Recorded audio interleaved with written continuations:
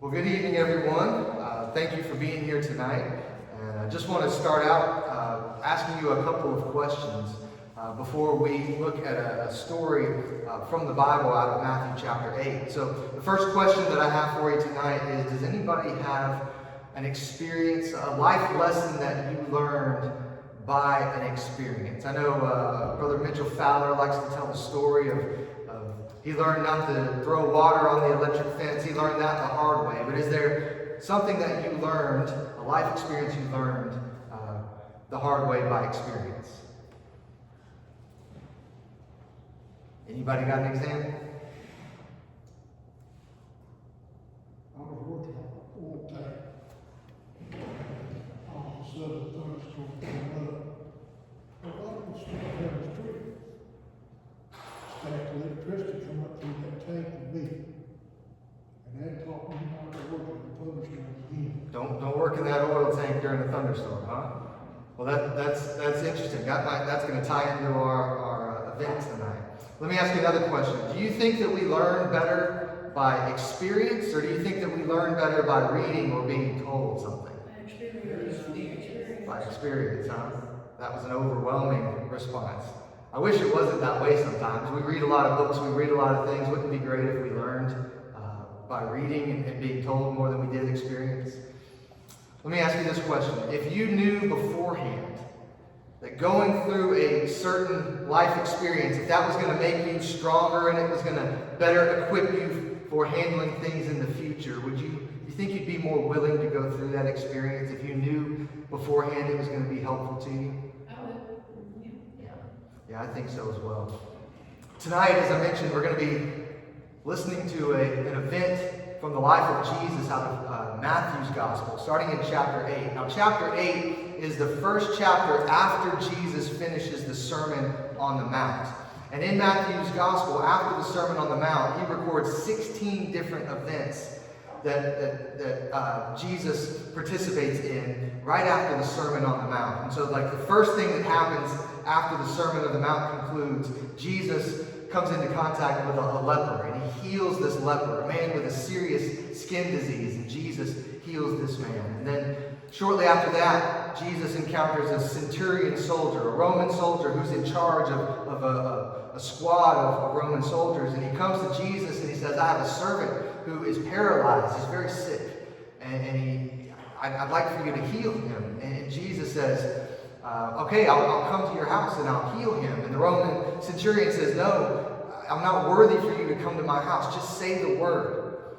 And Jesus, and my servant will be healed. And Jesus says, man, I haven't seen this type of faith in all of Israel. And he tells the centurion, go, your servant will be healed. And he was healed.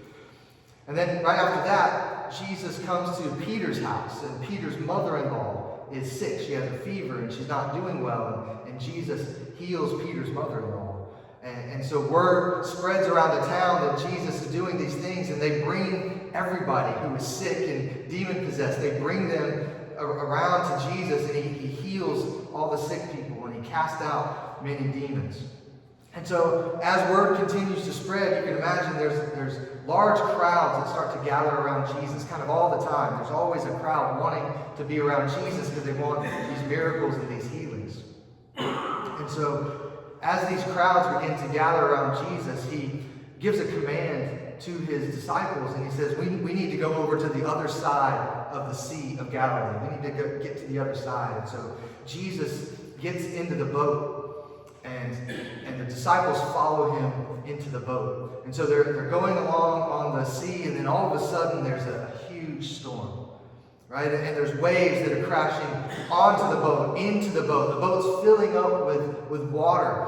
And the disciples, they're scared, right? They're kind of freaking out a little bit. And somehow Jesus has managed to fall asleep in the boat, and he's kind of sleeping through this whole experience. So the disciples come up to Jesus, and they wake him up, and they say, Jesus, we're scared. Save us. Don't you know we're going to die? Save us, Jesus. And Jesus says to them, why are you guys so afraid? Why do you have such little faith? And then Jesus gets up, and it says he rebukes the wind and the sea, and all of a sudden it becomes perfectly calm. The disciples, they marveled at what they saw. And they started to say to one another, who is this man? Who is this that even the wind and the seas obey him? So as we look at that event from the life of Jesus, and we specifically this calming of the storm, what are some of the details that maybe stood out to you from that story about Jesus calming the storm? Anything surprise you? Anything stand out to you about that story? Nothing he can't do. Nothing he can't do. It's amazing. He calmed the storm. What did Jesus say to the disciples? Do you remember what he said to the disciples when they woke him up there in the midst of the storm? Yeah. Why do you have such little faith? Why are you so afraid? That's right. What did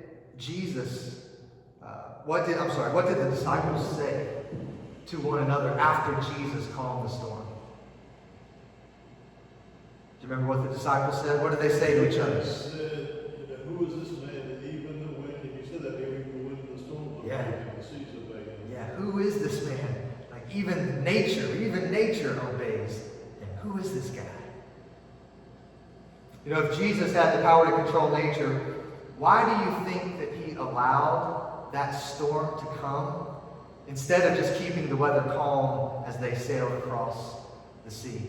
Why do you think Jesus allowed that storm to come? To strengthen their faith in him. To strengthen their faith in him. He was going to show them something, wasn't he? He wanted to demonstrate something to them. What do you think the disciples learned about Jesus that night? What did they learn about him? He was a master of everything. Master of everything? What could he control? He could control everything, including the wind and the seas. Right? I mean, immediately it went calm. They learned that he had a lot of power, probably more power than they even understood, right? So what are some of the truths about Jesus that you think we can learn from Matthew's memory of this event? What do we need to take away from this event in Jesus' life?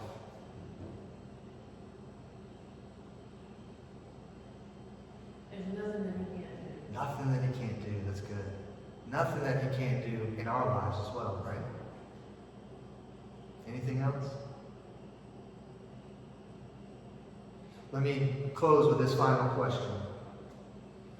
If you had the opportunity to tell this story about Jesus, let me rephrase it. Where might you have an opportunity to tell a story like this about Jesus?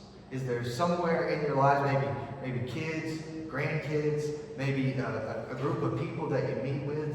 Does anybody have somewhere they might be able to tell a story like this to someone? I want you to think about that. Think about where you might be. Craig, you got something? Tonight, another time we walk to pray for somebody to be healed. Jesus tell you that centurion's friend was healed because of his faith. Because of the centurion's faith. Yeah. He had faith in Christ and that healed his son. Yeah. Yeah. So be thinking about this story. Maybe, we had some pretty wild storms come through on Sunday morning, if you remember that tornado system that came through the United States, that came across here in North Carolina. We had some pretty wild weather. Next time you're in a storm and you've got some people around you, maybe that's a good time to talk about Jesus and how he calmed the storm and what it showed the disciples. All right, thanks guys. Y'all have a good night.